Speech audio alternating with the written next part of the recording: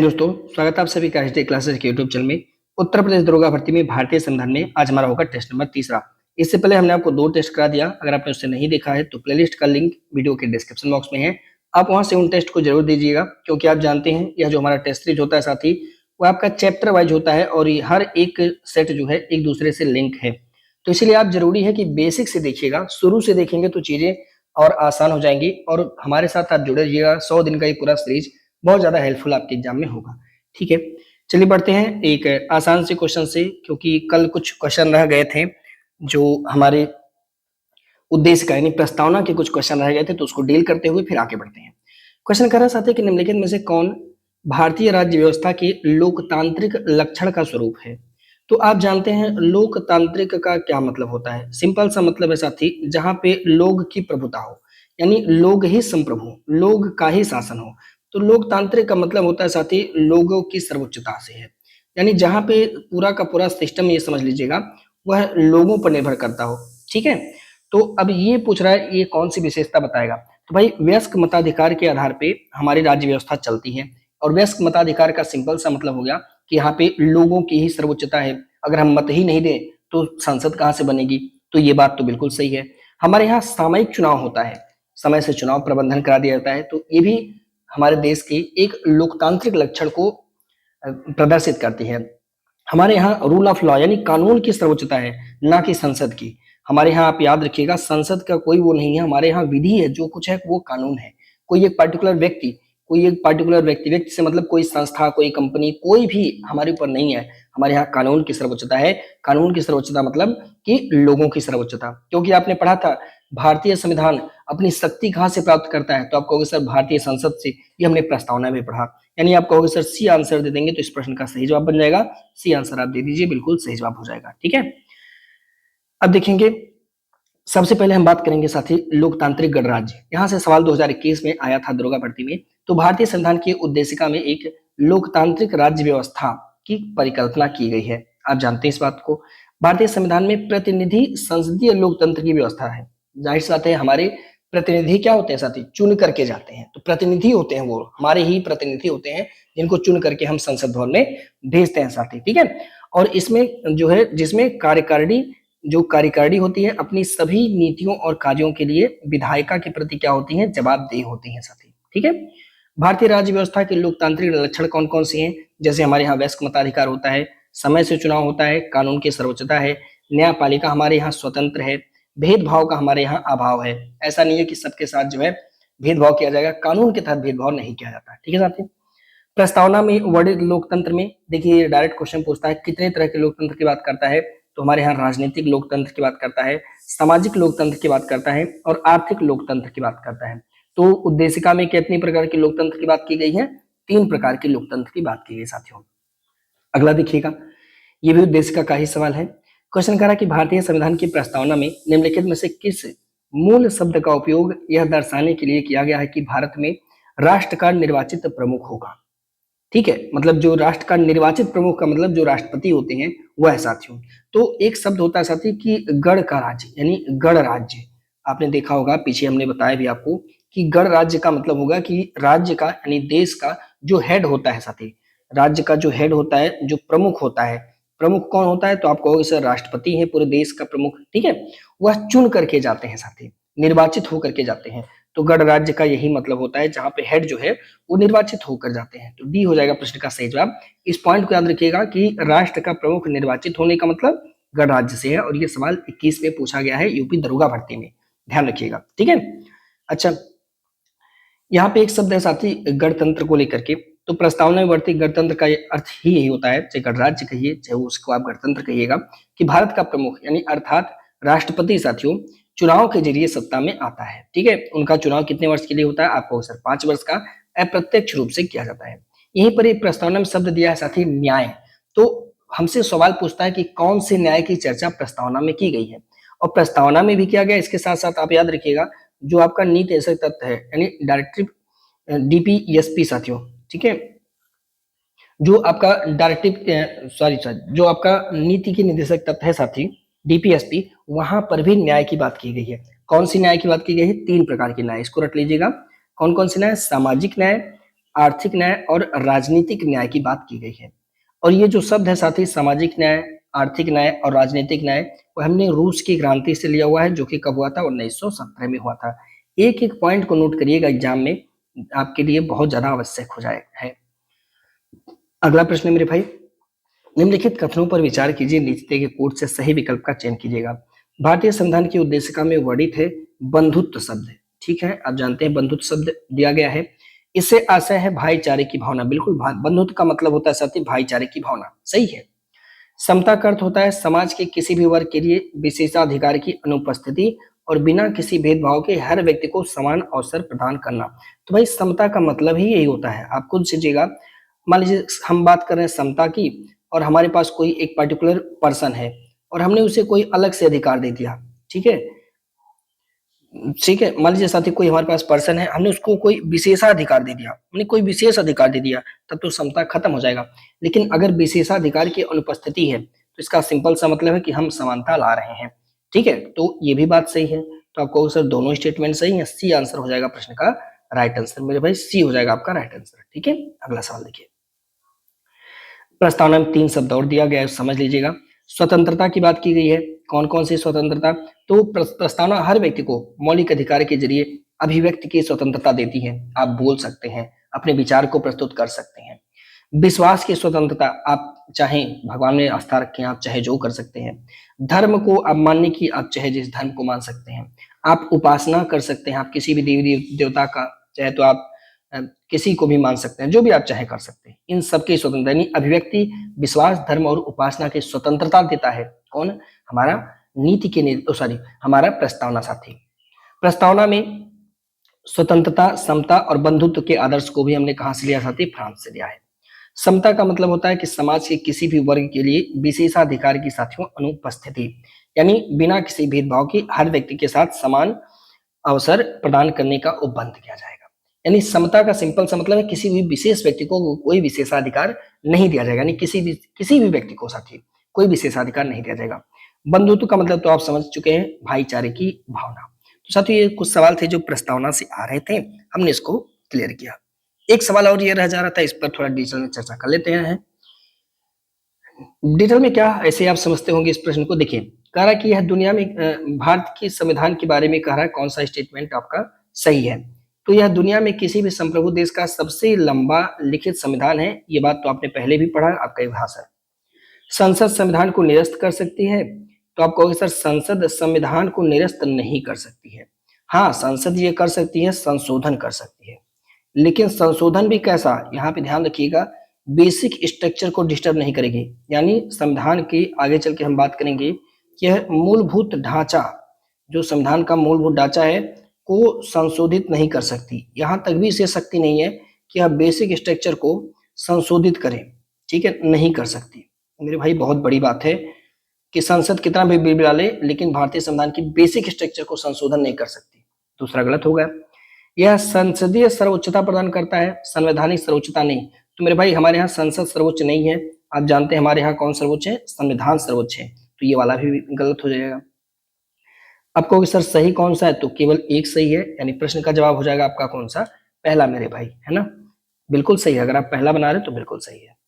तो बिल्कुल आपने देखा जो हमने कहा वही बातें इसमें लिखी गई है। अगला चलिए अब हम बढ़ते हैं साथी, भारत राज्यों का संघ होगा भारतीय संविधान का, भाग 1 अनुच्छेद 1 से लेकर के 4 यहाँ पे दिया हुआ है भारत राज्यों का संघ होगा, यानी भारत जो है कई सारे राज्यों से मिलकर के बना हुआ होगा, लेकिन उन राज्यों को अलग होने का अधिकार नहीं है साथियों, ठीक है। चलिए यहां से देखते हैं क्वेश्चन क्या कह रहा है। देखिए पहला क्वेश्चन कह रहा है कि राज्यों एवं संघ शासित राज्यों के नाम उनके क्षेत्र विस्तार को संविधान की पहली अनुसूची में दर्शाया गया है। तो आपने पहली अनुसूची में पढ़ा होगा, अनुसूची में लिखा था संघ राज्यों के नाम, सीमा, क्षेत्र विस्तार, आपको ध्यान होगा जब मैंने पिछला वीडियो आपको पढ़ाया। तो बिल्कुल साथियों उसमें ये बात लिखी हुई है पहली अनुसूची में, जो हमारे राज्य हैं, जो हमारे संघ शासित राज्य हैं, उनके नाम क्या होंगे, उनके क्षेत्र विस्तार क्या होंगे, उनकी लिमिटेशन क्या होगी, पहली अनुसूची में है, बिल्कुल सही है, ठीक है। संविधान की 5वीं और 6वीं अनुसूची, आपको याद आ रहा है 5वीं अनुसूची और 6वीं अनुसूची, ध्यान रखिए, में राज्य के भीतर अनुसूचित एवं जनजातीय क्षेत्रों के बारे में उपबंध दिया गया है। तो आपने देखा था 5वीं अनुसूची में अनुसूचित जाति और जनजाति के बारे में और जबकि छठी अनुसूची में असम, मिजोरम, त्रिपुरा और मेघालय के बारे में वहां के क्षेत्रों के अनुसूचित जाति और जनजाति क्षेत्र का उपबंध दिया गया था। आप कहोगे हाँ सर आपने पढ़ाया था अनुसूची के बारे में इसमें, तो ये वाला विकल्प भी आपका सही हो जाएगा साथी। इसीलिए कह रहा हूं हर वीडियो को बहुत ध्यान से समझिए। सी हो जाएगा मेरे दोस्त यहाँ पे आपका सही जवाब, यानी सी हो जाएगा आपका राइट आंसर। तो आपको अनुसूची 3 और अनुसूची 5 और 6 में, अनुसूची 3 में राज्य और संघ शासित क्षेत्र के सॉरी अनुसूची पहली में संघ, राज्य और मतलब क्षेत्र के बारे में उनका नाम विस्तार, और 5वीं 6वीं में जो है अनुसूचित जाति और जनजाति के बारे में प्रावधान मिल जाएगा।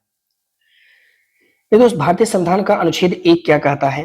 अनुच्छेद 1 कहता है कि इसमें कहा गया कि इंडिया यानी भारत बजाय राज्यों के समूह के राज्यों का संघ होगा। इसका क्या मतलब है? इसका मतलब साथी जो भारतीय राज्य हैं वह एक ग्रुप है, ठीक है, क्या है? ग्रुप नहीं है, वह एक यूनियन है। यहाँ याद रखना होगा वह क्या है साथी, वह एक यूनियन है और यूनियन को अलग होने का अधिकार नहीं है। समझ रहे बात को? यानी सारे लोग मिल करके बनाया गया है। आप जानते हैं देसी रियासत जो थे वल्लभ भाई पटेल जी ने अंतिम में चल के सबको मिलाया हुआ है साथी, तो वह एक यूनियन है ना कि ग्रुप है, ध्यान रखिएगा। भारतीय संघ जो है राज्यों के बीच समझौते का कोई परिणाम नहीं है। यह संघ है, यह विभक्त नहीं हो सकता। इसका सिंपल सा मतलब है कि हमने किसी राज्य के साथ समझौता नहीं किया था। जब देश आजाद हुआ था तो सब लोग अपने से मिल करके बने हुए हैं और ये पूरा का पूरा भारत एक क्या है साथी, संघ है, और यह विभक्त नहीं हो सकता। इस बात को ध्यान रखना होगा। ऐसा नहीं कि मिजोरम चाहे हम अलग हो जाएंगे, नहीं अलग हो सकते आप।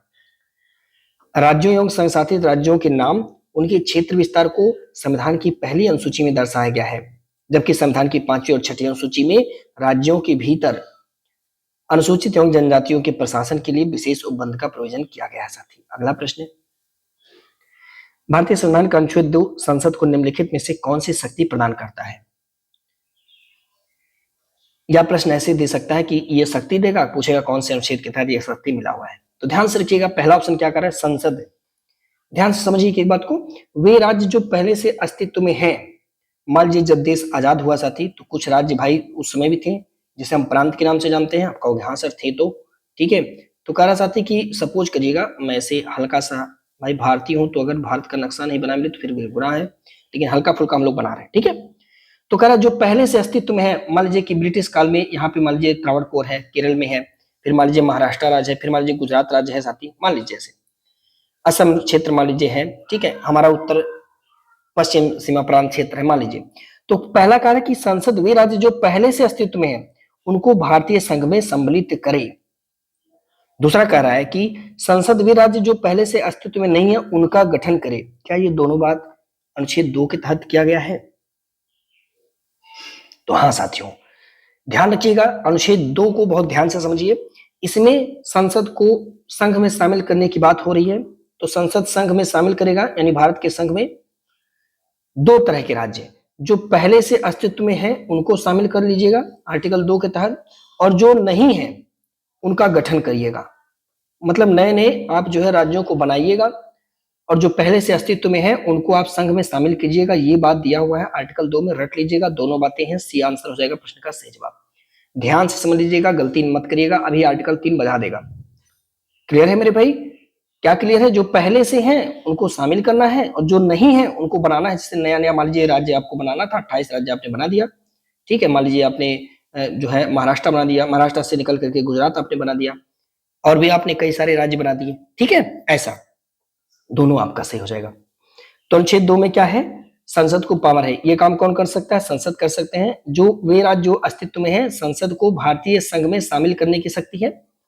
जो अस्तित्व में नहीं है उन राज्यों का गठन करेंगे। अब ये तीसरा पढ़िएगा, आर्टिकल 3 क्या कहता है, ध्यान से देखिए। कह रहा साथियों ऐसे राज्य जो अस्तित्व में नहीं है संसद उनका गठन करे। तो आप कहोगे सर अरे अभी तो हमने पढ़ा कि ऐसे राज्य जो अस्तित्व में नहीं है संसद उनका गठन करे, ये बात तो दिया है आर्टिकल 2 में। मेरे भाई ये बात तो आर्टिकल 2 में दिया है, तो ये वाला तो गलत हो जाएगा।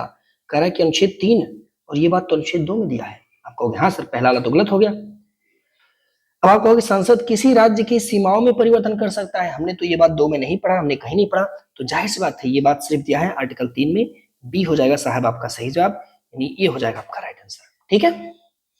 मतलब बी वाला हो जाएगा आपका सही जवाब, ठीक है। अनुच्छेद 3 क्या क्या पावर देता है एक बार ध्यान से समझ लीजिए। देखिए अनुच्छेद 3 संसद को शक्ति देता है, क्या? किसी राज्य में, मान लीजिए कि एक राज्य है, ए नाम का कोई राज्य है, ठीक है, सपोज करिएगा ए नाम का कोई राज्य है मेरे भाई, समझिएगा, उसका राज्य क्षेत्र अलग कर दो, मान लीजिए इतना क्षेत्र अलग कर दिया गया, ये वाला, इतना क्षेत्र को आप क्या बोल दो सर, इसको आप बोल दो बी, ये लिखिए, इतना काट के अलग कर दिया गया, मान लीजिए हमने पूरा ऐसे अलग कर दिया, ठीक है, तो इस क्षेत्र को हमने बोल दिया बी।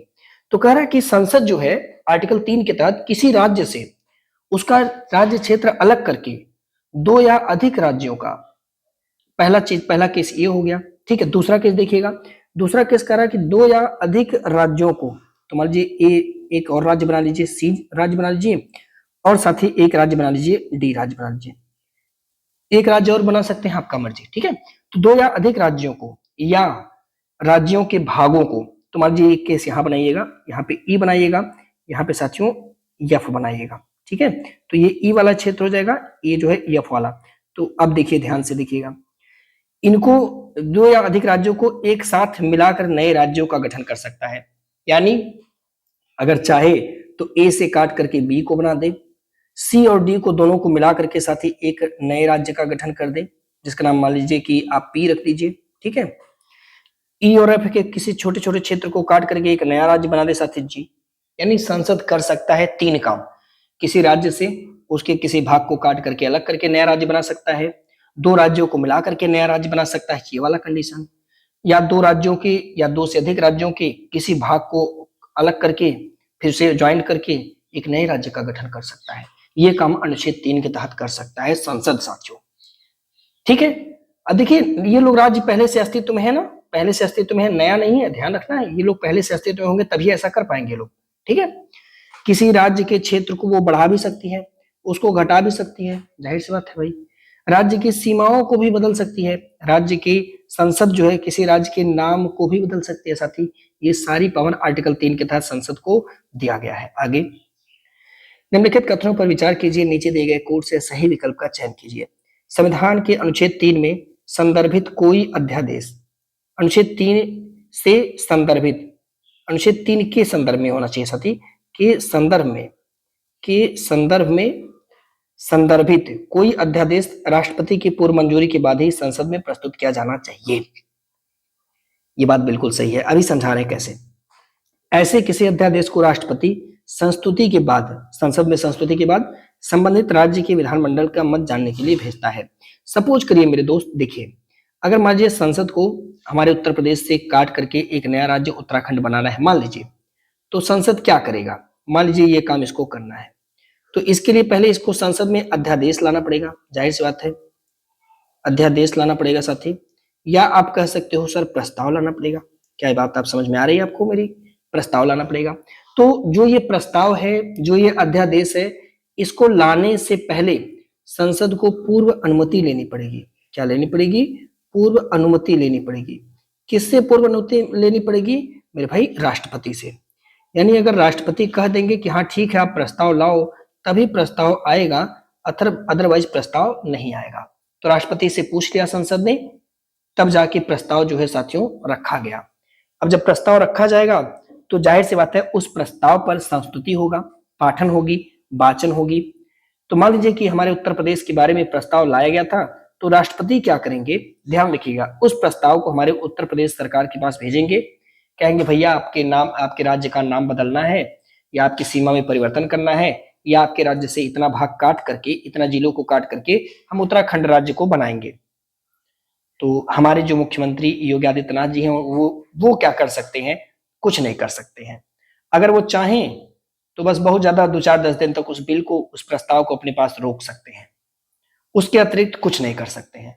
वो प्रस्ताव जरूरी नहीं है, वो जो भी कहेंगे उसे मानने के लिए राष्ट्रपति बाध्य नहीं है, यानी राष्ट्रपति उनकी बात को नहीं मानेंगे, चाहे वो हाँ करे चाहे ना करे, पारित होगा तो होगा, ठीक है। मतलब कि कुछ भी करिए, राष्ट्रपति बात को मानने के लिए बाध्य नहीं है। तो मेरे भाई दोनों स्टेटमेंट बिल्कुल सही है। आपको सर सी वाला आंसर हो जाएगा प्रश्न का राइट आंसर। क्लियर हो गया होगा मुद्दा ना? यही बात यहाँ लिखिए, ध्यान से पढ़ लीजिए। अनुच्छेद 3 के संदर्भ में वर्णित किसी भी उपबंध से संबंधित कोई भी अध्यादेश राष्ट्रपति की पूर्व मंजूरी के बाद ही संसद में पेश किया जा सकता है। संस्तुति के पूर्व राष्ट्रपति उस अध्यादेश को संबंधित राज्य के विधानमंडल का मत जानने के लिए भेजेंगे साहब। यह मत राज्य विधानमंडल द्वारा निश्चित समय सीमा के भीतर ही दिया जाना चाहिए। एक समय भी दे देंगे कि भाई योगी जी 10 दिन में हमको दे दीजिए बता करके। इस प्रकार किसी भी मत को मानने के लिए राष्ट्रपति बाध्य नहीं है, चाहे जो आप कहिए राष्ट्रपति उसको मानने के लिए बाध्य नहीं है।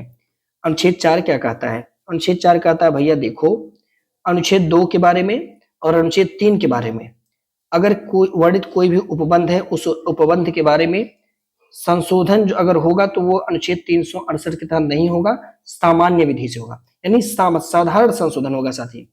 कैसा संशोधन होगा? साधारण बहुमत से जो है संशोधन किया जा सकता है आर्टिकल 2 और 3 में। ऐसा कहां लिखा है? आर्टिकल 4 में। कितनी अच्छी बात है कि इसके लिए सामान्य संशोधन की बात है, बहुत बड़ी विशेष। भाई विशेष होता तो राष्ट्रपति को बात माननी पड़ती, तो विशेष नहीं है साथी। आर्टिकल 368 का प्रयोग यहाँ नहीं होगा। और ये सवाल पेपर में कई बार पूछा गया है, ध्यान रखना है। अगला सवाल, ये क्वेश्चन इंपॉर्टेंट है, अभी तक जो पढ़ाया उनमें सबसे मोस्ट इंपॉर्टेंट ये सवाल है साथी। फजल अली आयोग के सदस्य नहीं थे कौन? तो याद रखेंगे फजल अली आयोग के सदस्य इनमें से साथियों यस के धर नहीं है, क्योंकि धर आयोग के सदस्य हैं। तो ये हो जाएगा प्रश्न का आपका सही जवाब, राइट आंसर साथी। फजल अली आयोग के बारे में चर्चा करें तो फजल अली आयोग का गठन 1953 में किया गया था। फजल अली इसके अध्यक्ष हैं, के एम पडिक्कर साहब और एच एन कुंजरू साहब इसके अन्य सदस्य हैं, यानी 3 सदस्य था साथियों। आयोग ने 1955 में अपनी रिपोर्ट प्रस्तुत किया था और एक राज्य एक भाषा के सिद्धांत को अस्वीकार किया। और इस पॉइंट को आप लिखिए सर मोस्ट इंपॉर्टेंट। क्या लिखिए? मोस्ट इंपॉर्टेंट, क्योंकि आपसे ये बात पूछा जाएगा कि एक राज्य एक भाषा के सिद्धांत को अस्वीकार किया था कि नहीं किया था। ऑप्शन में होगा, कूट करके देगा तो आप कहोगे अस्वीकार कर दिया था। आयोग ने 16 राज्य और 3 केंद्र शासित प्रदेशों के निर्माण करने की बात की थी। आयोग की बात सरकार मान लेती है और 1 नवंबर 1956 को 14 राज्य और 6 केंद्र शासित प्रदेश का गठन किया गया। और ये बात आप लिख दीजिए, आपके पेपर में आप देखिएगा 2025 में ये क्वेश्चन हर सेट में देखने को मिलेगा, कई सेट में ये सवाल आएगा। 14 राज्य 6 केंद्र शासित प्रदेश, यह रटना है। 14 राज्य हैं, 6 केंद्र शासित प्रदेश हैं, ये गठित किया गया है किसके कहने पर? फजल आयोग। लेकिन कितना कहा था ये बात भी याद रखना है, 16 कहा था, 3 केंद्र शासित कहा था, लेकिन हुआ कितना? 14 राज्य बन गए और 6 केंद्र शासित प्रदेश बन गए। 1 नवंबर 1956 को ऐसे सीधे पूछेगा कितने राज्यों का गठन किया गया 1 नवंबर 1956 को? 14। कितने केंद्र शासित प्रदेश बने? 6। कितना सजेस्ट किया था फजल आयोग ने? 16। केंद्र शासित प्रदेश कितना? 3। ये दोनों डटवा एकदम घोर के तीनों पॉइंट आप पी जाओ, एकदम रट लो। बाकी तुम्हारी मर्जी भाई, मेरा काम है आपको सही रास्ता दिखाना, बाकी आपकी मर्जी। मेरे भाई अब हम बढ़ते हैं मौलिक अधिकार। मौलिक अधिकार से सवाल पेपर में आते हैं। प्रश्न करा कि निम्नलिखित कथनों पर विचार कीजिए तथा नीचे दिए गए कोड से सही विकल्प का चयन कीजिएगा। भारतीय संविधान के भाग 3 में मौलिक अधिकार के बारे में उपबंध दिया गया है। तो आपको सर बिल्कुल आसान सा सवाल है, लगा देंगे। मौलिक अधिकार का उद्देश्य व्यक्तियों की सरकार बनाना है। क्या करा है? मौलिक अधिकार का उद्देश्य व्यक्तियों की सरकार बनाना है। क्या ये स्टेटमेंट आपको सही लग रहा है साथी? नहीं साथी, मौलिक अधिकार का उद्देश्य कानून की सरकार बनाना है। किसका सरकार? विधि का, ला का, कानून की सरकार बनाना है। व्यक्तियों का मतलब यहाँ संसद से है, व्यक्ति मतलब संस्था है, कोई ग्रुप, कोई कंपनी से हो गया साथी, व्यक्ति का सिंपल सा मतलब है। तो व्यक्तियों की सरकार नहीं बनाएगा, मौलिक अधिकार का उद्देश्य साथी कानून की सरकार बनाएगा। किसकी? कानून की सरकार बनाएगा। ध्यान रखिएगा, कानून की सरकार, ठीक है। यहाँ गलती हो सकता है, ध्यान रखिएगा। तो मेरे दोस्त यहाँ पे सही जवाब कौन सा होगा? आप कहोगे सर सी वाला, कानून की सरकार, यानी सी हो जाएगा प्रश्न का। गलत हो जाए माफ करिए साहब, गलत हो जाए, ये गलत हो जाएगा, दूसरा वाला गलत हो जाए, ये हो जाएगा सही जवाब, पहला हो जाएगा राइट आंसर, माफ करिएगा, है ना। तो ये हो गया क्लियर, पहला।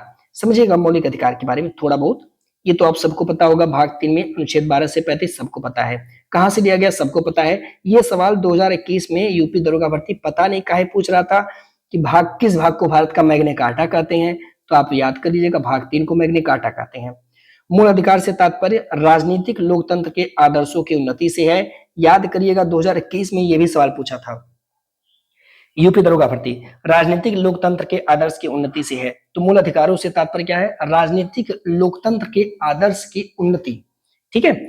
मौलिक अधिकार देश में व्यवस्था बनाए रखने एवं राज्यों के कठोर नियमों के खिलाफ नागरिकों की आजादी को सुरक्षित करता है। जाहिर सी बात है करता है, वरना अभी बस चले तो अमित शाह जी एक ऐसा कानून लेकर आ रहे थे जिसके तहत सारे जितने भी बने हुए हैं, मतलब मुख्यमंत्री वगैरह 3 महीने जेल में रहेंगे तो उनका पद खत्म कर देते, लेकिन नहीं पारित हुआ बिल ऐसा, ठीक है।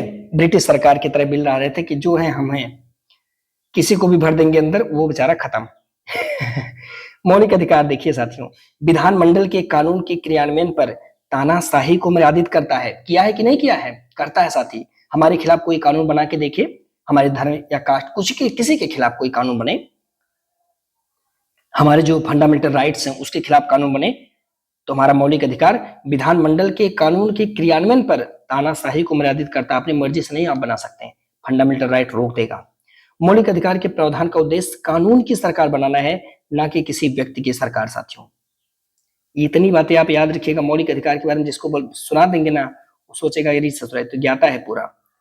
अगला आसान सवाल है साथी, कह कि निम्नलिखित को उसी क्रम में व्यवस्थित कीजिए जिस क्रम में वो मूल संविधान में वर्णित है। और ऐसा सवाल कई बार पेपर में देखा गया, 21 में भी देखा गया है, यूपी दरोगा भर्ती 17 में भी देखा गया, तो 25 में भी देखा जाएगा। इसमें क्या है, रट लीजिएगा इसको क्रम से, है ना। तो आप जानते हैं कितने मूल अधिकार हैं, तो आप कहोगे सर कुल 6 मौलिक अधिकार हैं। कौन कौन से? सबसे पहले समानता का अधिकार। आप कहोगे सर ये आर्टिकल नंबर 14 से लेकर के 18 तक, मेरे साथ बोलते चलिए, समानता का अधिकार। समानता के बाद क्या करेंगे, हम स्वतंत्रता दे देंगे। कहीं दिख रहा है स्वतंत्रता? नहीं दिख रहा है। स्वतंत्रता के बाद हम देखेंगे कि कोई स्वतंत्र तो है, शोषण के विरुद्ध अधिकार दे देंगे। तो भैया शोषण के विरुद्ध अधिकार हम दे देते हैं। कहाँ देते हैं? आर्टिकल 23 से और एक आर्टिकल 23-24 में। तो पहले जो है दूसरा तीसरा, कहीं दिख रहा है क्या? दूसरा तीसरा यहाँ पे दिख रहा है साथी, ठीक है। चलिए आगे बढ़ना पड़ेगा। फिर हम क्या करेंगे, फिर हम दे देंगे कि अब आप धार्मिक स्वतंत्रता आपका हो, तो धार्मिक स्वतंत्रता का अधिकार हम दे देंगे साथी। उसके बाद हम ये देंगे 2-3-1 2-3-1 2-3-1, यहाँ पे दिया हुआ बी हो जाएगा आपका सही जवाब मेरे दोस्त, है ना। समझिए ध्यान से, समझिए एक एक बात को। देखिए पहले कितना मूल अधिकार था, तो आप कहोगे सर कुल 7 मौलिक अधिकार था। कितना? 7। एक जो 7वां मौलिक अधिकार है साथी, ठीक है, जो आर्टिकल 31 में था, आर्टिकल 31 में था। ये कौन सा मौलिक अधिकार था? संपत्ति का अधिकार। कैसा अधिकार था? संपत्ति का अधिकार, ठीक है, संपत्ति का अधिकार। तो ये साथियों हुआ करता था अधिकार, ठीक है, ये हुआ करता था आर्टिकल 31। तो हमने क्या किया, इस आर्टिकल 31 को हटा दिया, ये अब फंडामेंटल राइट से हमने बाहर कर दिया, ठीक है। आप कहोगे सर फंडामेंटल राइट से निकाल दिया गया, इतनी शक्ति इतनी मजाल किसमें थी? अभी देखा जाएगा। तो इसको हटा करके निकाल करके अब जो है साथी अनुच्छेद 31 को हमने क्या किया है, आर्टिकल 300A के साथ जो है एक्सचेंज कर दिया है, ठीक है। आर्टिकल 300A के साथ अब जो है यह जो हमारा है संपत्ति का अधिकार, अब वो है कानूनी अधिकार है। कैसा अधिकार है? कानूनी अधिकार है। तो यहाँ पे ध्यान रखना होगा, अधिकार है। तो इस तरह से अब हमारे पास मूल रूप से जो 7 मौलिक अधिकार थे, ये वाला मौलिक अधिकार हट गया। अब कब हटा था? 44वां संविधान संशोधन अधिनियम 1978 के द्वारा, ठीक है। अब जो है आप देखेंगे ये भाग 12 में है, भाग 12 में अनुच्छेद 300 क के तहत यह एक कानूनी अधिकार है। अब इस समय जो है कितने मूल अधिकार हैं? आपको सर कुल 6 मूल अधिकार हैं। कौन कौन से? समानता का अधिकार, स्वतंत्रता का अधिकार, शोषण के विरुद्ध अधिकार, आर्टिकल भी याद रखिएगा, ध्यान रखिए, मिलाने के लिए आएगा। धार्मिक स्वतंत्रता का अधिकार देंगे, संस्कृत और शिक्षा संबंधी अधिकार और संवैधानिक उपचारों का अधिकार। तो अब सारे अधिकार को हमें पढ़ना है, धीरे धीरे हम सबको पढ़ते चलेंगे आगे। अगला देखिए, भारतीय संविधान का भाग 3 राज्य द्वारा शक्ति के मनमाने और निरपेक्ष उपयोग के विरुद्ध नागरिकों की रक्षा करता है। बिल्कुल सही है, भाग 3 मतलब मौलिक अधिकार हमारी रक्षा करता है। ग्रैनविल ऑस्टिन ने भारतीय संविधान के भाग 3 और भाग 4 को संविधान की चेतना के रूप में वर्णित किया है। अब ये सवाल बहुत इंपॉर्टेंट है क्योंकि दोनों स्टेटमेंट साथ यहाँ पे सही है, सी हो जाएगा प्रश्न का आपका राइट आंसर, ठीक है। देखिए मौलिक अधिकार का सिंपल सा मतलब है साथी प्राकृतिक अधिकार। क्या होता है प्राकृतिक अधिकार? समझिए, प्राकृतिक अधिकार वे अधिकार होते हैं जिन्हें मानवीय कानूनों के द्वारा निरस्त या प्रतिबंधित नहीं किया जा सकता है। मानवीय कानून का मतलब संसद या राज्य विधानमंडल से है। इनके द्वारा या किसी भी इंस्टीट्यूशन के द्वारा बनाए गए कानून के द्वारा उसे खत्म नहीं किया जा सकता, उसका नाम है प्राकृतिक अधिकार, या हम जिसे कर सकते हैं मौलिक अधिकार। सन 1948 में संयुक्त राष्ट्र संघ द्वारा जारी की गई मानवाधिकार की सार्वभौमिक घोषणा में उल्लिखित मानवाधिकार के सिद्धांत भारतीय संविधान के अनुच्छेद 12 से 51 तक में वर्णित है। यानी आप देखेंगे तो हमारे यहाँ जो मौलिक अधिकार है स्पष्ट रूप से मिलता है, वो जो 1948 में मानवाधिकार की सार्वभौमिक घोषणा की गई थी साथी 1948 में, वहां की सारी बातें हमारे यहाँ आप देखेंगे अनुच्छेद 12 से 51 क तक आपको सर 12 से 35 तक मूल अधिकार है भले, लेकिन हम उसके बाद 51 से लेकर के 36 से लेकर के 51 तक देखते हैं। हमारे यहाँ उसको हमने नीति तत्व तो कह दिया, लेकिन है वो मूल अधिकार ही, मतलब उसी के रूप है, समझ लीजिए। समय पड़ने पर उन्हें मूल अधिकार बनाया जा सकता है। जैसे आपने देखा शिक्षा के अधिकार को हमने बनाया है ना, संसद ने बनाया। तो भारतीय संविधान का भाग 3 राज्य द्वारा शक्ति के मनमानी और निरपेक्ष उपयोग के विरुद्ध नागरिकों की क्या करता है, रक्षा करता है। कोई मनमाना कानून आप नहीं बना सकते। ग्रेमिल ऑस्टिन साहब ने इसीलिए कहा क्या, भाग 3 और भाग 4 यानी मौलिक अधिकार और नीति तत्व संविधान की चेतना के रूप में वर्णित क्या है, किसने वर्णित किया, ग्रेमिल ऑस्टिन साहब ने। क्लियर है। अगला, निम्नलिखित कथनों पर विचार कीजिए और नीचे दिए गए कोड से सही विकल्प का चयन कीजिए। मौलिक अधिकार देश में लोकतांत्रिक व्यवस्था को स्थापित करते हैं। तो आप कहोगे हाँ सर बिल्कुल, मौलिक अधिकार लोकतांत्रिक व्यवस्था को स्थापित करते हैं, कानून का शासन बनाते हैं, बिल्कुल।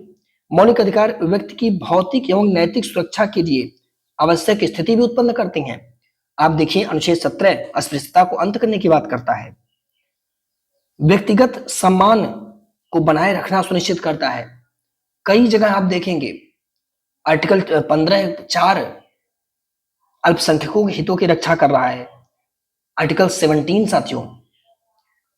तो बिल्कुल सही है, तीनों बात आपकी सही है, सी आंसर हो जाएगा। आप सोच करके जवाब दीजिएगा ना, कुछ भी क्वेश्चन पूछेगा आप अगर विचार करेंगे तो मौलिक अधिकार आपको ऐसे बिना पढ़े समझ में आ जाएगा, क्योंकि वो हमारे दैनिक जीवन से जुड़ा हुआ है।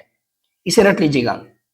मौलिक अधिकार देश में लोकतांत्रिक व्यवस्था स्थापित करेगा, ये व्यक्ति को भौतिक एवं नैतिक सुरक्षा देगा, ये व्यक्तिगत स्वतंत्रता के रक्षक होते हैं तथा देश में विधि का शासन स्थापित करते हैं, ये अल्पसंख्यकों एवं समाज के कमजोर वर्गों के हितों की रक्षा करते हैं। मौलिक अधिकार, मौलिक अधिकार भारतीय राज्य की धर्म निरपेक्ष छवि को भी बल देते हैं। आपने अभी देखा धार्मिक स्वतंत्रता भी दे रहे हैं भाई। और सुनिए, मौलिक अधिकार सामाजिक समानता, सामाजिक न्याय की आधारशिला रखते हैं तथा व्यक्तिगत सम्मान को बनाए रखना भी सुनिश्चित करते हैं। कई सारे आर्टिकल में आगे हम पढ़ेंगे, आप ध्यान रखिएगा। मौलिक अधिकार लोगों की राजनीतिक एवं प्रशासनिक प्रणाली में भाग लेने का अवसर भी प्रदान करते हैं। कैसे? आप कहोगे सर राजनीति में कैसे और प्रशासन में कैसे? अरे भाई राजनीति में आप जानते हैं संघ बनाने का अधिकार साथियों आर्टिकल 19 के तहत मिलता है हमें, और इसी संघ बनाने के तहत पार्टियां बनती हैं, सहकारी समितियां बनती हैं, सब कुछ बनती हैं। आर्टिकल 19 तक पहुंचने दीजिए आप हमको, देखिएगा हम आपको राजनीतिक पार्टी में भी जोड़ेंगे। तो ये सब कहां दिया हुआ है, फंडामेंटल राइट में दिया हुआ है साथी। अगला सवाल, मूल अधिकार की विशेषता। अब तो आप तुरंत जवाब दीजिएगा। मूल अधिकार असीमित होती है। क्या ये असीमित है? कितना भी अधिकार हमारे पास है? नहीं साथी, असीमित नहीं होती है, इसमें लिमिटेशन होता है, ठीक है। लेकिन वाद योग होता है, यानी उसका हनन होने पर हम न्यायपालिका में जाएंगे, यानी वाद योग है, इस बात को आप ध्यान रखिएगा। असीमित नहीं होता है, वाद योग है साथी, ठीक है। ये गलत हो जाएगा, वाद योग होती है, सही है। राज्य यानी सरकार या संस्था मौलिक अधिकारों पर युक्ति युक्त प्रतिबंध लगा सकती है, कुछ विधाओं के अधीन रहते हुए। ऐसा नहीं है जब मन तब प्रतिबंध लगा दीजिए, नहीं नहीं नहीं साहब, ऐसा नहीं कर सकते हम। ग्रुप में किसी बच्चे ने पूछा सर इंटरनेट किस विषय का है, समवर्ती सूची का या संघ सूची का? तो मेरे दोस्त, या राज्य सूची का। तो समवर्ती सूची का विषय होता है इंटरनेट, क्योंकि केंद्र सरकार भी इसे शटडाउन वगैरह करती है, राज्य सरकार भी इसका शटडाउन वगैरह कर सकती है, इसलिए इस पर कानून समवर्ती सूची में बनता है। तो राज्य इस पर प्रतिबंध लगा सकती है, तो मेरे भाई लगा सकती है। 2 और 3 सही हो जाएगा। आप बताइए, विकल्प नंबर बी आपका हो जाएगा राइट आंसर, ठीक है। पढ़ेंगे, मौलिक अधिकार असीमित नहीं है लेकिन वाद योग है, राज्य इस पर युक्ति युक्त प्रतिबंध लगा सकता है। यहाँ राज्य का क्या मतलब होगा आर्टिकल 12 में अभी हम लोग पढ़ेंगे, थोड़ा सा आप लोग सब्र रखिएगा बस, ठीक है। इन्हें न्यायालय द्वारा गारंटी और सुरक्षा प्रदान किया गया है, किसी फंडामेंटल राइट को। मौलिक अधिकार अस्थायी नहीं होती है, संसद इसमें कटौती या कमी कर सकती है, लेकिन संशोधन अधिनियम के तहत, ना कि साधारण विधेयक द्वारा। और संशोधन अधिनियम मतलब 368, वो भी संशोधन बिना मूलभूत ढांचे को प्रभावित किए बिना होगा, यानी आप बेसिक स्ट्रक्चर में भी संशोधन नहीं कर सकते। आप फंडामेंटल में तो कर सकते हैं लेकिन बेसिक स्ट्रक्चर में नहीं। 3 बात ध्यान रखना होगा संशोधन के लिए। संशोधन कैसा होगा मेरे भाई? संशोधन अधिनियम के तहत होगा, यानी आर्टिकल 368 लाना पड़ेगा और कटौती नहीं कर सकते हैं। ठीक है, मूलभूत ढांचे को प्रभावित किए बिना ही संशोधन होना चाहिए, ये भी एक वो है, बाउंड्री है। अगला मेरे दोस्त अगला क्वेश्चन 15वां कर रहा है, संविधान के अनुच्छेद 12 में वर्णित राज्य की परिभाषा के अंतर्गत कौन सा नहीं आता है। अब देखिए अनुच्छेद 12 में राज्य की परिभाषा दिया गया है और इसमें आप देखेंगे राज्य में नहीं आता है, अंतर्गत निहित नहीं है। तो साथियों ये सवाल में यहाँ पर अंतर्निहित है होना चाहिए, नहीं शब्द आप काट दीजिए, अंतर्निहित है, ठीक है, ये काट दीजिए, क्योंकि ये तीनों आ जाते हैं, भारत की संसद हो या सरकार हो, राज्य की सरकार हो या विधानमंडल हो, स्थानीय प्राधिकरण हो, ये सब आ जाते हैं। तो सी हो जाएगा प्रश्न का राइट आंसर, ये नहीं शब्द आप काट देना, ठीक है, सी हो जाएगा राइट आंसर।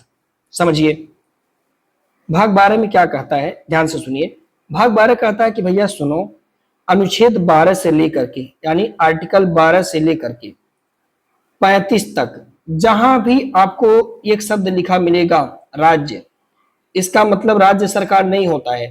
तब क्या होता है, इसका मतलब होता है अगर कहीं राज्य शब्द आपको मिल जाए 12 से 35 तक, मान लीजिए 12 में है, 13 में है, 14 में, ऐसे, तो राज्य का मतलब समझ लेना चाहे भारत की सरकार होगा या संसद होगा, चाहे राज्य की सरकार होगा या राज्य का विधानमंडल होगा, चाहे कोई स्थानीय प्राधिकरण होगा, चाहे कोई अन्य प्राधिकरण होगा, इनमें से कोई हो सकता है, कोई एक राज्य नहीं हो सकता। समझ रहे ना, राज्य का मतलब कोई ऐसे ऐसे उत्तर प्रदेश राज्य, ये सब नहीं नहीं हो, मतलब राज्य की सरकारें हो सकती हैं, लेकिन इसके साथ साथ ये लोग भी हो सकते हैं, कोई भी, मतलब सबके ऊपर कानून एक जैसा, राज्य का मतलब इन सबके ऊपर सेम बात लागू हो जाएगा, ठीक है। प्राधिकारी का क्या मतलब होता है, समझिएगा, प्राधिकारी का मतलब होता है ऐसी व्यक्ति या कोई निकाय, व्यक्ति या निकाय, व्यक्ति मतलब कोई कंपनी, कोई संस्था, निकाय का मतलब भी कोई कंपनी या संस्था, जिन्हें विधि मतलब नियम, उपविधि, आदेश या अधिसूचना बनाने या जारी करने की शक्ति होती है, वो सारे लोग भी राज्य के अंतर्गत आ जाएंगे, चाहे वो आपके गांव के प्रधान ही क्यों ना हो, ठीक है। स्थानीय प्राधिकरण का मतलब देखिए ये हो गए, गांव के प्रधान साहब आ गए इसमें, नगर पालिका, डिस्ट्रिक्ट बोर्ड, ग्राम पंचायत, माइनिंग सेटलमेंट बोर्ड, ये जो भी संस्थाएं आती हैं ये सब स्थानीय प्राधिकरण हैं, यानी ये सारे लोग साथियों उसमें आ जाएंगे जहां भी राज्य शब्द मिलेगा। अभी आगे और क्लियर हो जाएगा, देरिए मत। अगला देखिए, किसे भारतीय संविधान के अनुच्छेद 12 के अंतर्गत वर्णित राज्य में सम्मिलित नहीं किया जाता। इनमें से बताइए कौन सा संस्था जो राज्य नहीं है। तो आप देखेंगे तो संघ लोक सेवा आयोग, आप कहोगे सर ये तो है, ये है क्योंकि तो सरकार का है, यूनियन पब्लिक सर्विस कमीशन, तो केंद्र सरकार का विषय है, होगा ही होगा। भारतीय संचार निगम लिमिटेड, सर ये तो सरकार का है, बिल्कुल होगा। राष्ट्रीय शैक्षणिक एवं अनुसंधान परिषद, ये थोड़ा सा मामला गंभीर है, क्योंकि साथियों जो हमारा राष्ट्रीय शैक्षणिक अनुसंधान परिषद है यह आर्टिकल 12 के तहत नहीं आता, इसमें राज्य की परिभाषा में ये साहब नहीं आते, ध्यान रखेंगे इस बात को, ठीक है। तो एनसीईआरटी यह आपका साथियों जो राष्ट्रीय शैक्षणिक एवं अनुसंधान परिषद है, यह आर्टिकल 12 के दायरे में नहीं आता है, इसका कानून आर्टिकल 12 के दायरे में नहीं आता साथी। बाकी रेलवे बोर्ड आ जाता है, तो सी हो जाएगा प्रश्न का आपका सही जवाब।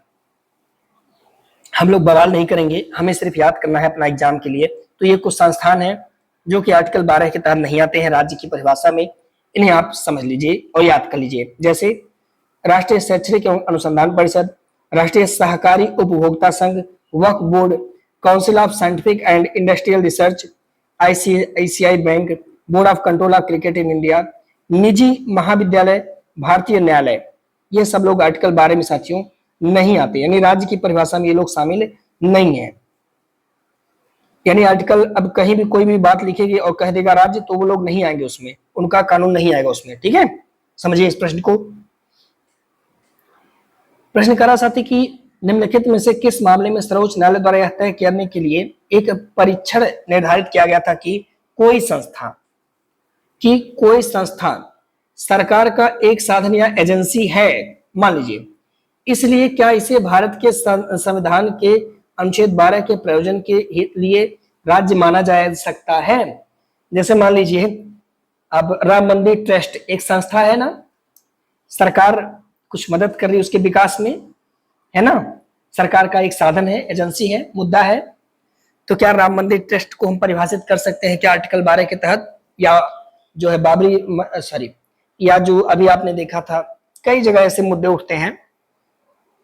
तो एक केस इसके लिए सामने आता है साथी, जिसका नाम है अजय हसिया बनाम खालिद मुजीब केस। इस केस में सरकार ने ये बात कही कि क्या ऐसी संस्थान को, ऐसी संगठन को जो सरकार का एक साधन या एजेंसी है, उसे हम राज्य की परिभाषा में मानेंगे? तो न्यायालय ने कहा हाँ भाई, वो सभी लोग, चाहे वो सामाजिक संस्थाएं हो, चाहे वो कारपोरेट संस्थाएं हो, अगर वो सरकार से तनिकों भर ब्लिंक कर रहे हैं तो वो राज्य का साधन है। तो ये बात कौन से केस में किया गया? अजय हासिया बनाम खालिद मुजीब का केस है। तो मेरे भाई इसको नोट करिएगा, एसआई में 2021 में सवाल भी था। और इसमें न्यायालय ने क्या कहा सुनिएगा। इसमें न्यायालय ने कहा भैया देखो, कुछ सामाजिक और कारपोरेट संस्थाएं, सारी नहीं कुछ, संविधान के अनुच्छेद 12 के तहत राज्य की परिभाषा में आती हैं।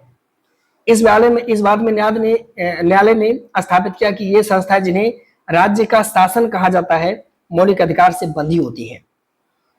न्यायालय ने यह सुनिश्चित किया कि न केवल सरकारी निकाय बल्कि अन्य महत्वपूर्ण सामाजिक और कारपोरेट संस्थाएं भी मौलिक अधिकार के दायरे में आएंगी और उनके मनमाने निर्णय के खिलाफ कानूनी चुनौतियां दी जा सकती हैं। साथियों, आप समझ रहे बात को? ठीक है, आप ऐसा नहीं कर सकते कि राम मंदिर में कह दीजिए मुसलमान लोग पूजा करने नहीं जाएंगे या घूमने नहीं जा सकते। आप ऐसा नहीं कर सकते साहब, है ना?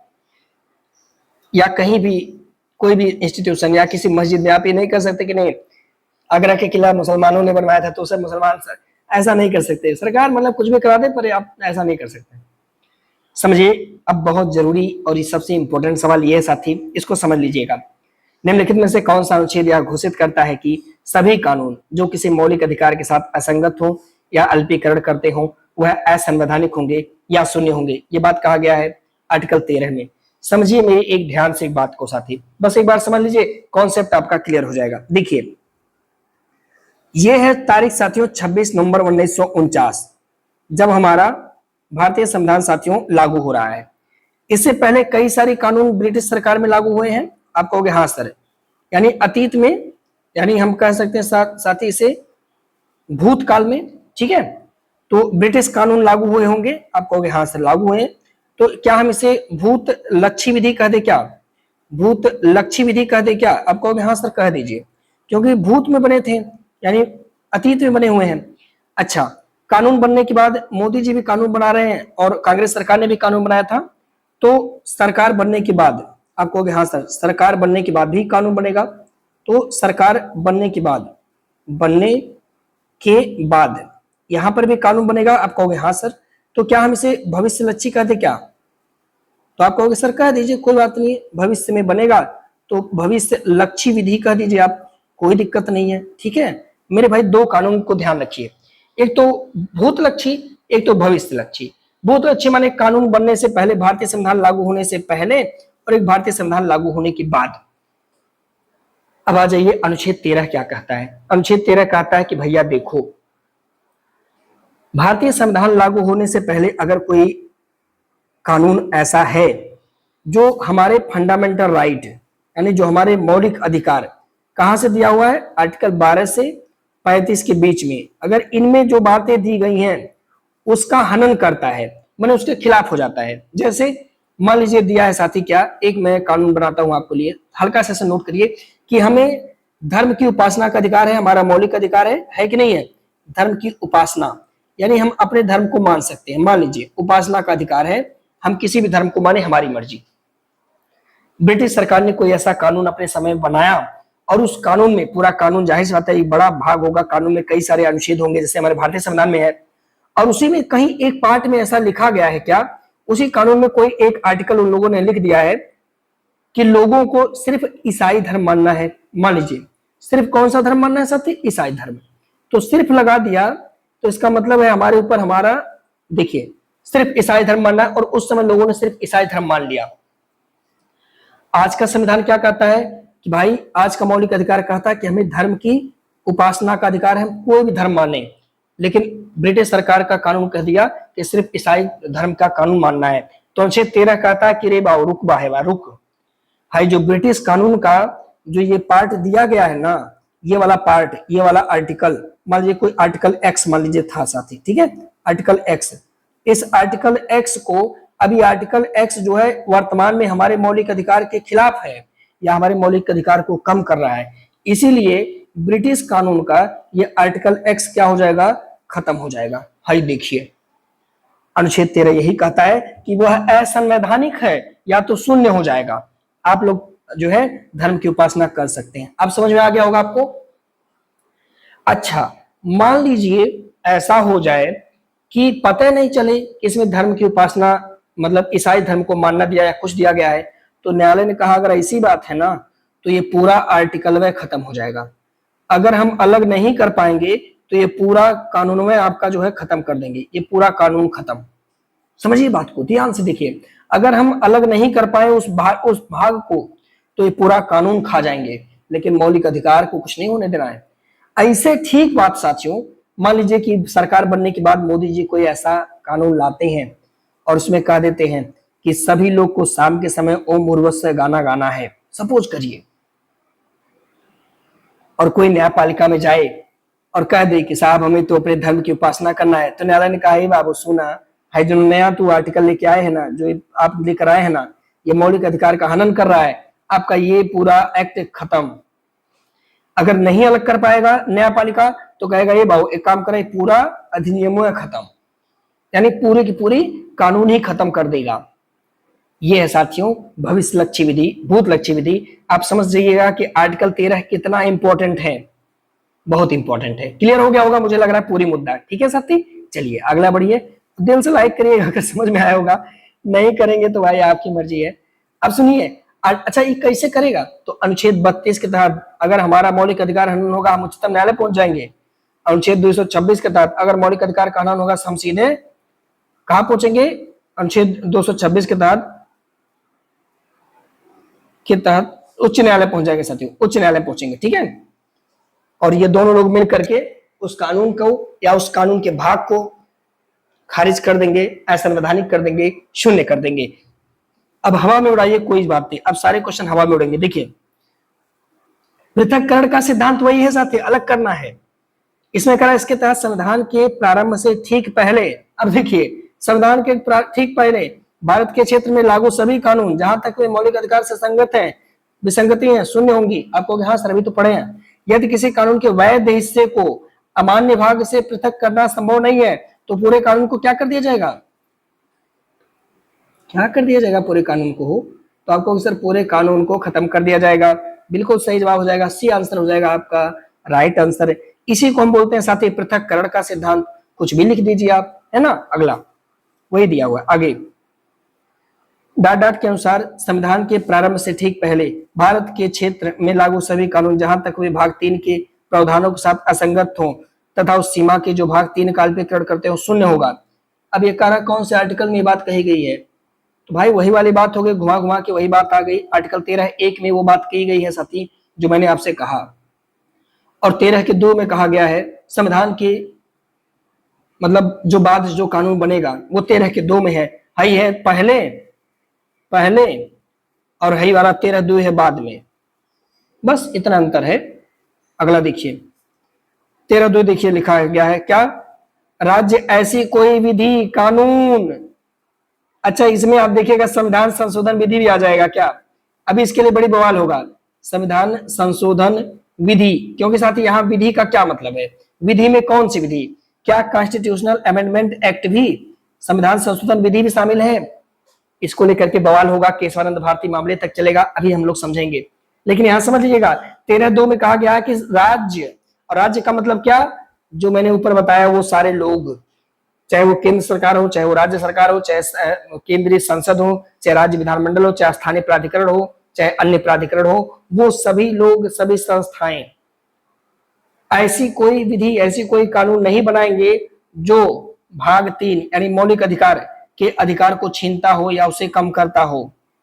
अगर ऐसा बनाएंगे तो क्या होगा, अनुच्छेद 32 के तहत उच्चतम न्यायालय, अनुच्छेद 226 के तहत उच्च न्यायालय, उस बात को शून्य कर देगी, उस कानून को शून्य कर देगी, उस कानून को असंवैधानिक कर देगी। बात क्लियर है? सब क्लियर है? अब सुनिए 13(3) में विधि शब्द को परिभाषित किया गया कि उसमें कौन कौन आएगा। अच्छा वो देखिएगा, कानून 13(2) में भी है, इसमें भी है, दोनों में अंतर है। अभी देखिएगा, ये जो हमने अभी आपसे बताया ना, ऊपर हम लोगों ने चर्चा किया था आर्टिकल 12 को लेकर के, परिभाषा में कुछ लोग शामिल होते हैं, उन्हीं की चर्चा आर्टिकल 13(3) में किया गया है। जैसे इसमें मान लीजिए कि कोई ऐसा विधि जो संसद बनाए, राज्य की विधानमंडल बनाए, राष्ट्रपति बनाए या राज्यपाल द्वारा जारी अध्यादेश, वो भी विधि में आता है। साथ ही शासकीय आदेश हो, कोई विधि, नियम, विनिमय, अधिसूचना, ये सब लोग जो है विधि में आ जाते हैं। ठीक है, लेकिन बवाल कहां फंसता है? देखिए ये सब आ जाते हैं, बारी से आप देख लीजिएगा। 13(3) के तहत, इसके तहत विधि में ये लोग आएंगे, जैसे संसद की विधि हो गई या राज्य विधानमंडल की विधि हो गई, मतलब कोई कानून बन रहा है वो हो गया, राष्ट्रपति या राज्यपाल द्वारा जारी अध्यादेश हो गया, साथ ही शासकीय अध्यादेश या उपविधि या कोई नियम या कोई विनियम या कोई भी अधिसूचना हो गया, उन सब पर लागू होगा। साथ ही राज्य की बात, यानी विधि, इन सबका विधि जो है खारिज कर सकता है न्यायपालिका। विधि का बल रखने वाली कोई भी रूढ़ियां या फिर कोई भी प्रथाएं, इसे भी बंद कर सकता है सरकार। अब सुनिए, यहां बवाल आ गया साथी, अब इस बवाल को समझिए। प्रश्न ये कह रहा है कि भाई निम्नलिखित में से किस अनुच्छेद में यह कहा गया कि अनुच्छेद 13 के उपबंध अनुच्छेद 368 के अंतर्गत किए गए संविधान संशोधन पर लागू नहीं होंगे? तो यह लिख देता, शर्मिंदगी नहीं है, संविधान संशोधन अधिनियम लिख दोगे तो बच्चा और समझ में आ जाएगा। कॉन्स्टिट्यूशनल अमेंडमेंट एक्ट, एक्ट माने अधिनियम, अधिनियम माने कानून, अधिनियम माने कौन सा? कानून। ठीक है, तो ये इसके लिए ये अनुच्छेद 13(4) जोड़ा गया है। इस बात को ध्यान रखिएगा, इस बात को ऐसे याद करिएगा। कह रहा कि कौन से अनुच्छेद में ये बात कहा गया कि अनुच्छेद 13 के उपबंध अनुच्छेद 368 के अंतर्गत किए गए संविधान संशोधन अधिनियम पर लागू नहीं होता है। तो 13(4) में समझिए इस बात को। 13(2) में क्या कहा गया?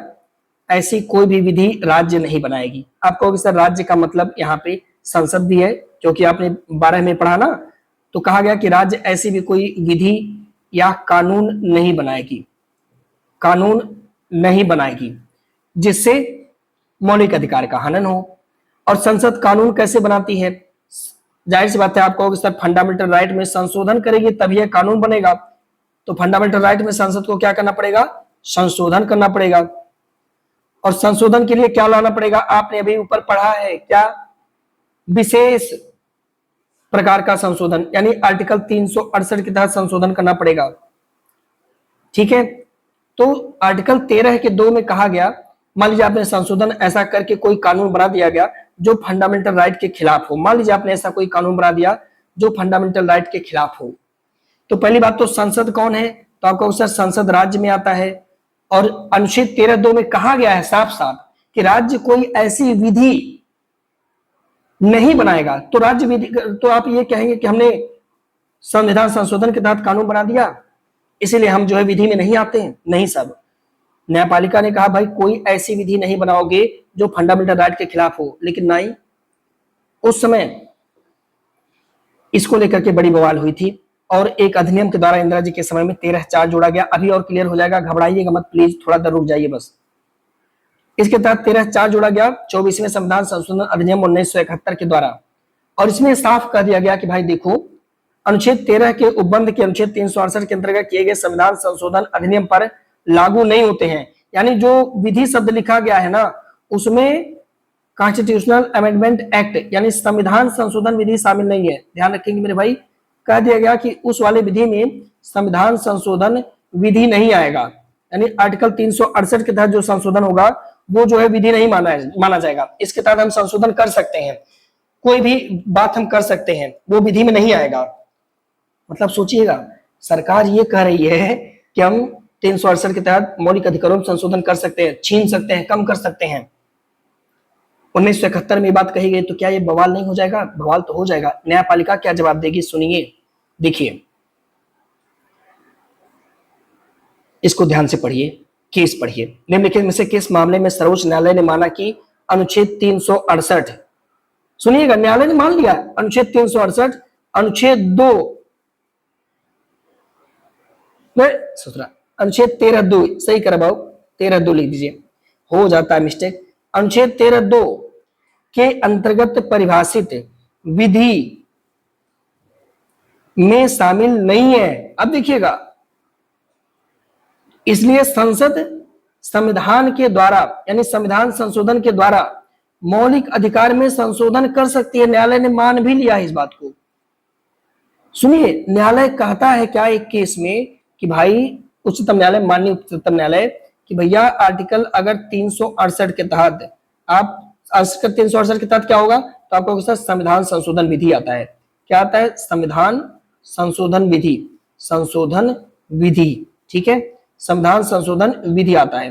तो न्यायालय ने कहा कि भैया देख, आर्टिकल 368 के तहत यानी संविधान संशोधन विधि के तहत ये जो विधि है ना, ये वाली विधि 13(2) के परिभाषा में नहीं है, जहां पे लिखा गया कि राज्य कोई ऐसी विधि नहीं बनाएगा। तो ये जो ये वाली विधि है वो 13(2) में नहीं है। इसका मतलब संसद जो है कर सकता है संशोधन। और ये बात 1951 में न्यायालय ने कहा था, 1951 में, 1951 में पहले संशोधन में, उस समय शंकरी प्रसाद का मामला है, उसमें न्यायालय ने यह बात मान लिया कि आर्टिकल 368 के तहत जो संशोधन होगा वो विधि में परिभाषित नहीं होगा साथी। ठीक है, मान तो लिया न्यायालय ने 1951 में साथियों। उसके बाद बहुत सारा ऐसा बवाल हुआ। इसी समय तो आप देखेंगे परिवर्तन भी ला दिया गया, उद्देशिका में परिवर्तन लाया गया साथी, है ना। लेकिन आगे न्यायालय एक केस और आता है साथी, न्यायालय ने वहां पे पटक दिया। क्या कहा? ये बात आ गया 1967 में। और आपने सुना है 1971 में क्या हुआ है? आप कहोगे सर 13 का 4 जोड़ा गया है, ध्यान से देखेंगे इसको। 1967 में न्यायालय ने अपनी बात को पलट दिया। न्यायालय ने कहा है शंकरी प्रसाद वाला मामला गड़बड़ है। हाई नया मामला सुनिए, क्या गोलकनाथ बनाम पंजाब राज्यवाद 1967। न्यायालय ने क्या कहा सुनिए, न्यायालय ने कहा भाई सुनो, अनुच्छेद 13 के 2 में वर्णित जो विधि है इसके अंतर्गत सभी प्रकार की विधियां शामिल हैं, चाहे सामान्य विधि हो या संविधान संशोधन विधि हो, यानी आर्टिकल 368 वाला विधि, ये भी उसी में आता है। अतः संसद अनुच्छेद 368 के अंतर्गत संविधान संशोधन अधिनियम के द्वारा भी मौलिक अधिकार को कम नहीं कर सकती है। अब आप बताइए, इंदिरा जी का समय, इंदिरा जी को बहुत कुछ परिवर्तन करना है, और इसी समय एक कानून आ गया 1967 में। न्यायालय ने कहा है भैया ये सुना, गोलकनाथ का मामला आ गया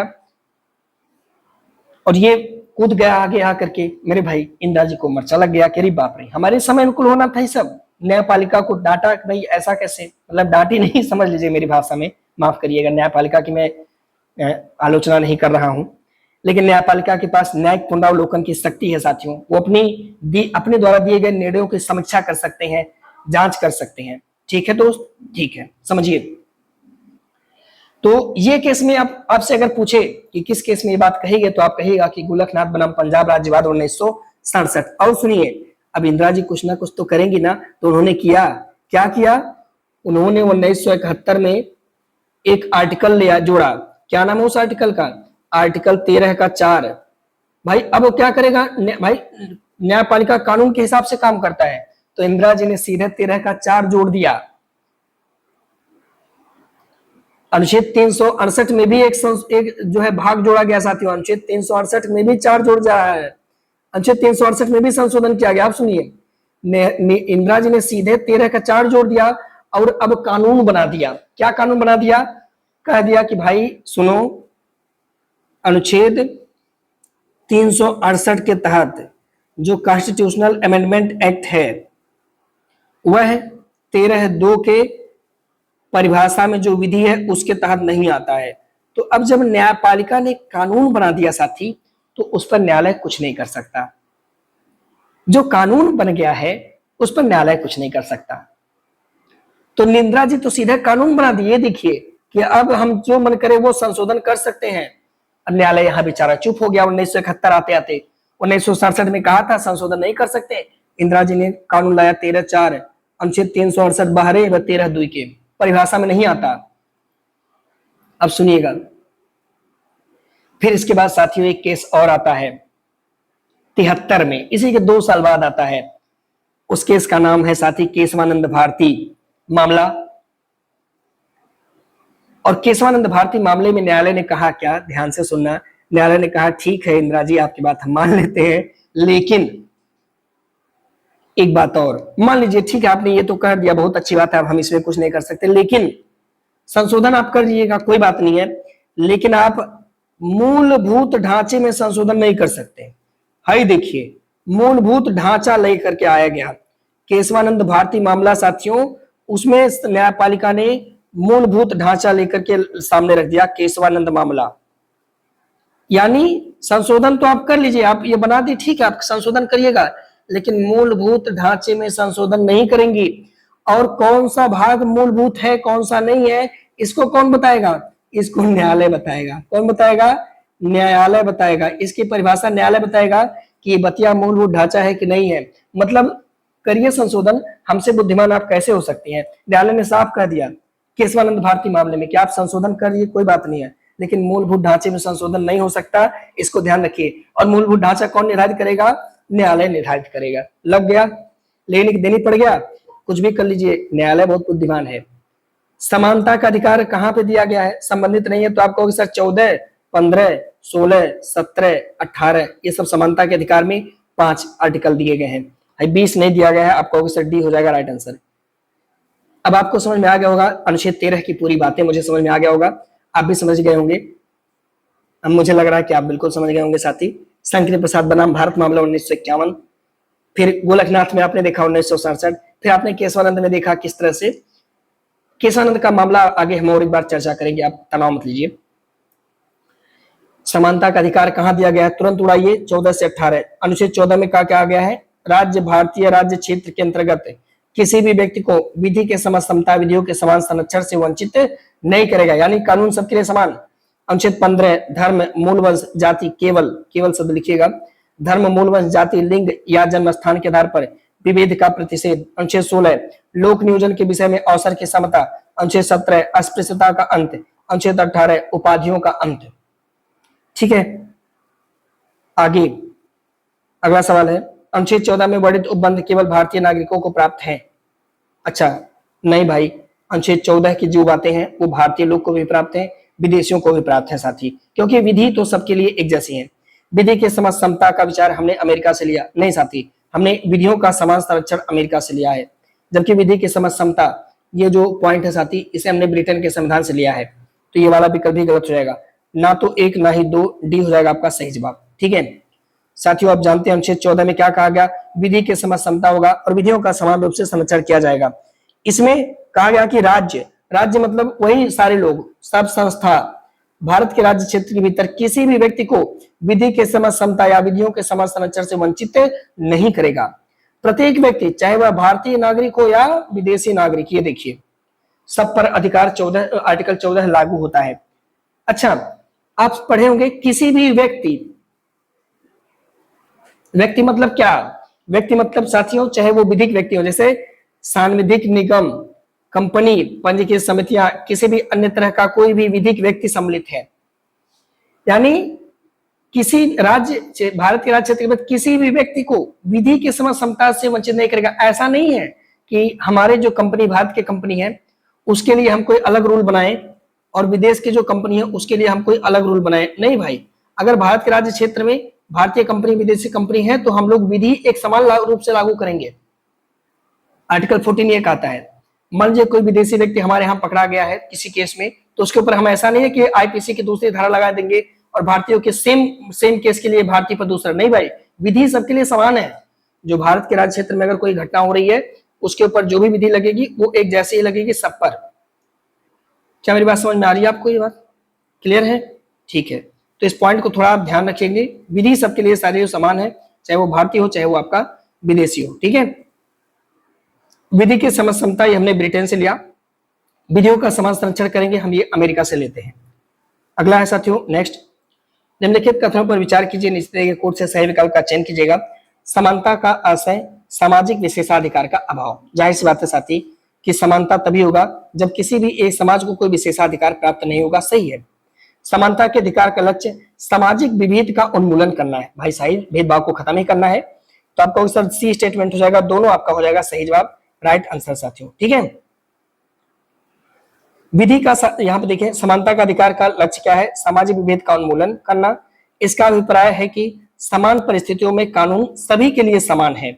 दूसरे शब्दों में समानता शब्द समाज के किसी भी वर्ग के लिए विशेषाधिकार का अभाव करता है, बिना किसी भेदभाव के प्रत्येक व्यक्ति को समान अवसर प्रदान करने को संदर्भित करता है। एवी डायसी क्या कहते हैं? विधि का शासन की अवधारणा की व्याख्या प्रस्तुत करते हैं। तो यह शब्द दिया गया है साथी कि विधि के शासन की अवधारणा को किसने एक्सप्लेन किया? तो जवाब होगा आपका एवी डायसी। इनका नाम याद रखिएगा, जो कि ब्रिटिश न्यायविद हैं एवी डायसी, इन्होंने विधि के शासन को परिभाषित किया हुआ है। अगला सवाल है, सवाल करा कि साथियों डॉट डॉट के अनुसार राज्य किसी नागरिक के विरुद्ध केवल धर्म, मूलवंश, जाति, लिंग, जन्मस्थान या इनमें से किसी भी आधार पर कोई विभेद नहीं करेगा। तो ये बात दिया गया है साथी आर्टिकल 15(1) में। बिल्कुल सही है, आपने अगर ये चुना, और ऐसा सवाल यूपीएसआई 2021 में भी पूछा गया साथी, और 2017 में भी ये सवाल आ चुका है। ठीक है, अनुच्छेद 15(1) में क्या कहा गया है? कहा गया कि भाई राज्य किसी भी नागरिक के विरुद्ध केवल उसके धर्म को देखकर, उसके मूल वंश, उसके जाति, लिंग, जन्मस्थान या इनमें से किसी भी आधार पर कोई भी भेद नहीं करेगा। यहीं पर 15(2) कहता है कि इनके आधार पर किसी भी व्यक्ति को दुकान, सार्वजनिक भोजनालय, होटल और सार्वजनिक मनोरंजन के स्थान पर जाने से आप नहीं रोकेंगे। किसी की जात पूछ करके दुकान के अंदर प्रवेश करने से आप नहीं रोक सकते हैं। या पूर्णतः या भागतः राजनिधि से पोषित या साधारण जनता के प्रयोग के लिए समर्पित जो कुआं है, चाहे तालाब है, चाहे स्नान घाट है, सड़क है, या कोई सार्वजनिक समागम का स्थान है, इसके उपयोग के संदर्भ में किसी भी व्यक्ति को नियोग दायित्व निर्बंधन शर्त के अधीन नहीं होगा। यानी कोई भी व्यक्ति ऐसा आप नहीं कर सकते कि उसके धर्म, मूल वंश, जाति, लिंग, जन्मस्थान के आधार पे आप उसको तालाब में पानी ना पीने दे, स्नान घाट पे ना जाने दे, समर्पित कुओं से पानी ना पीने दे, ऐसा आप नहीं कर सकते। ये सब बात साथियों 15(2) दिया गया है, और 2017 में यूपी दरोगा भर्ती में ये क्वेश्चन ऐसे ही पूछ लिया गया है। मैं बताता चल रहा हूं क्योंकि भाई प्रीवियस ईयर को मैंने ध्यान से समझा है। अगला सवाल है साथी, निम्नलिखित में से किस अनुच्छेद में वर्णित किया गया है कि राज्य स्त्री और बालकों के लिए कोई विशेष उपबंध कर सकता है? अब आपके मन में कुलबुली मचना चाहिए। क्यों मचना चाहिए? इसलिए मचना चाहिए कि अभी तो आपने कहा, आप कहोगे सर अभी तो आपने कहा आर्टिकल 15(1) कि राज्य जो है लिंग के आधार पर विभेद नहीं करेगा। तो अभी आप कह रहे हैं कि स्त्री, फीमेल, बालक यानी बच्चे, तो ये लोग तो भैया आ गए लिंग वाली श्रेणी में, और इसके लिए आप कह रहे सर कोई विशेष उपबंध कर सकते हैं। अभी आपने कहा 15(1) में विभेद नहीं होगा, और आप कह रहे हैं कि नहीं यहाँ पे कोई विशेष उपबंध भी कर सकते हैं। दोनों में कैसे मामला गंभीर हो जाएगा तब तो 15(3) कहता है कि बाबू सुनो, अगर राज्य चाहे, राज्य का मतलब वही सारे लोग, भारत की सरकार, भारत की संसद, राज्य विधानमंडल, राज्य की सरकार, स्थानीय प्राधिकरण, लोक प्राधिकरण, या कोई ऐसी संस्थान जो विधि बना सकती है, कोई कंपनी, निगम, कुछ भी, अगर वो चाहे तो स्त्री और बालक इनके लिए कोई कानून बना सकती है, और ये जो कानून होगा वो 15(1) के दायरे में नहीं आएगा। ये नहीं कहोगे कि सर 15(1) में लिंग के आधार पर विभेद का प्रतिषेध है, अतः उनके लिए कोई कानून अलग से मत बनाओ, नहीं कह सकते ये बात आप। तो ये बात 15(3) में साफ साफ लिख दिया गया कि अगर राज्य चाहे तो बालक और बच्चों के लिए कोई विशेष उपबंध कर सकता है। और आप इसको घोर के पे जाओ, रट्टा मारो, क्योंकि ये सवाल पेपर में कमिंग सून है, आ जाएगा पेपर में। ठीक है, अगला देखिए, अगला भारतीय संविधान का अनुच्छेद लिखना चाहिए। डॉट डॉट राज्य को अनुसूचित जाति की उन्नति के लिए विशेष प्रावधान करने का अधिकार देता है। अब सुनिए, तो महिला के लिए 13(3) दे दिया, 15(3) दे दिया। 15(4) क्या कहता है भाई? सुनिए, अनुसूचित जाति के उन्नति के लिए विशेष प्रावधान कर देगा 15(4) कैसे? सुनिए, ये बात 15(4) में है साथी। क्या कहता है 15(4)? ये कहता है कि इसमें इससे पहले बात तो जोड़ा गया संविधान संशोधन के द्वारा, 1951 में जोड़ा गया। कब जोड़ा गया साथी? 1951 में पहला संविधान संशोधन अधिनियम आया, तो 15(4) जोड़ा गया। और क्या कह दिया गया भैया? सुनो, 15(4) अनुच्छेद 15 का कोई उपबंध, 15(4) में क्या कह दिया गया कि भैया सुनो, अनुच्छेद 15 का कोई उपबंध। जैसे 15(1) में क्या कह दिया गया, धर्म मूलवश जाति के नाम पर विभेद नहीं होगा। 15(2) में कह दिया गया कि स्नान कुओं तालाब आदि की बात। 15(3) में कह दिया कि महिलाओं को और बच्चों के लिए विशेष उपबंध। 15(4) कहता है कि भाव सुना जो 15(3) में जो ये बातें हैं, यानी इनका कोई उपबंध है या अनुच्छेद 29(2) आगे चल के हम आपको बढ़ाएंगे क्या है 29(2) में। जैसे मान लीजिए 15 में दिया गया है ये बात, ऐसे ही 29(2) में कुछ बात दी गई है। वो का कोई उपबंध राज्य को सामाजिक और शैक्षणिक दृष्टि से पिछड़े हुए नागरिक के किन्हीं वर्गों की उन्नति के लिए या अनुसूचित जाति और अनुसूचित जनजाति के लिए कोई विशेष उपबंध करने से निर्वासित नहीं करेगा, यानी रोकेगा नहीं। यानी आप ये नहीं कह सकते कि 15 के 1 का हनन हो रहा है या 15 के 3 का हनन हो रहा है या 15 के 2 का हनन हो रहा है, नहीं कह सकते। आप नहीं कह सकते कि सर कानून मत बनाइए 29(2) का हनन हो रहा है, आप नहीं कह सकते। क्यों? क्योंकि ये सारी बात 15 के 4 में कह दिया गया साफ साफ कि आप ऐसा नहीं कह सकते हैं। लोक कल्याण के लिए आर्टिकल लाया गया साथी, क्योंकि भाई जब कानून बनेगा तो जाहिर सी बात है लोग चिल्लाएंगे, जाहिर सी बात है। तो इसमें साफ साफ कह दिया गया कि ना तो ये 15(1) का हनन माना जाएगा, ना 2 का, ना 3 का, ना ही 29(2) का। अगर राज्य चाहे, राज्य का मतलब वो सारे लोग किन्हीं विशेष वर्ग के लिए, उनकी उन्नति के लिए, अनुसूचित जाति अनुसूचित जनजाति के लिए कोई विशेष उपबंध कर सकता है साथियों। ठीक है, आगे समझ में तो आ रहा है ना बाबा? कमेंट करिएगा आप लोग, समझ में आ रहा है कि नहीं। डाट के तहत राज्य को किसी भी सामाजिक और शैक्षणिक रूप से पिछड़े वर्ग की उन्नति के लिए, अनुसूचित जाति और जनजाति के लिए उनके शैक्षणिक संस्थानों में प्रवेश के लिए कोई विशेष प्रावधान करने से नहीं रोका गया। अब सुनिए 15(5) लाया गया 2005 में, क्या किया गया इसके तहत सुनिएगा। 15(5) आज आर्टिकल 15 हम खत्म कर देंगे, कल आर्टिकल 16 से 35 तक चला जाएगा, मजा आएगा।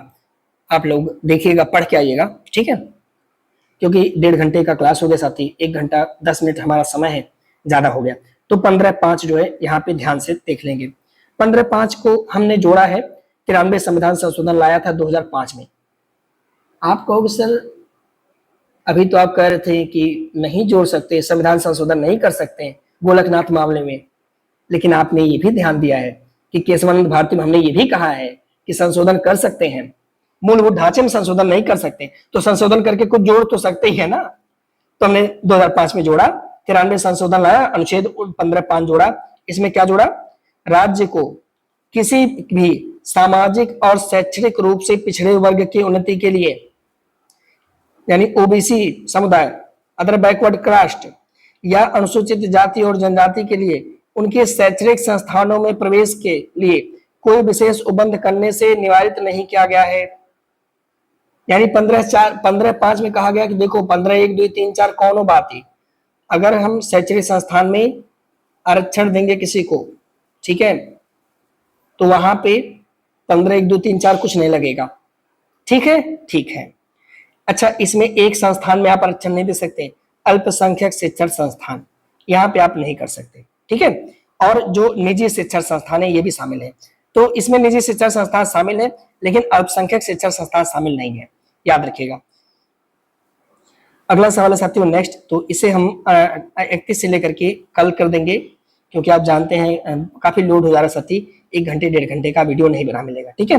तो यहाँ से हम कल करेंगे, क्योंकि अभी 10 क्वेश्चन कराने में 25-30 मिनट लग जाएगा, तो कल से हम लोग यहाँ से आगे बढ़ेंगे। अभी के लिए आप हमें इजाजत दीजिए, पढ़ के आइएगा, कल हम इसे पूरा फंडामेंटल राइट खत्म करेंगे। जय हिंद, वंदे मातरम।